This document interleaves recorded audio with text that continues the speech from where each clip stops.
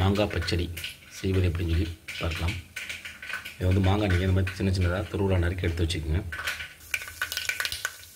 எண்ணெய் நல்லா கொதிக்க வச்சுட்டு கடுகு உளுந்தம் பருப்பு,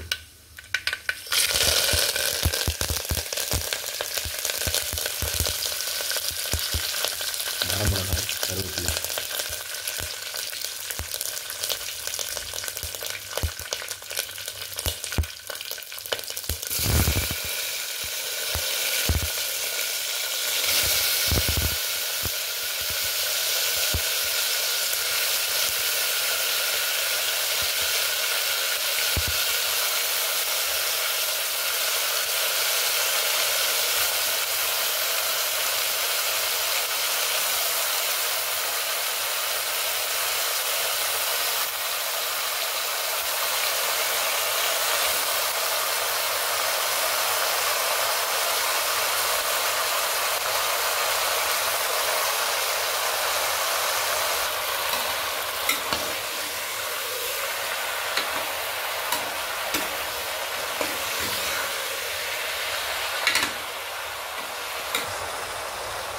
மண்டை வெல்லம்.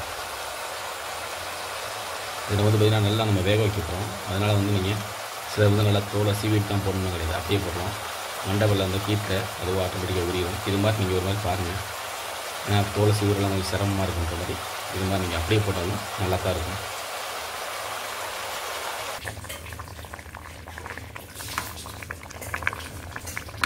வெல்லம் ஃபுல்லாக நமக்கு கொஞ்சமாக கடைய ஆரம்பிச்சிச்சு.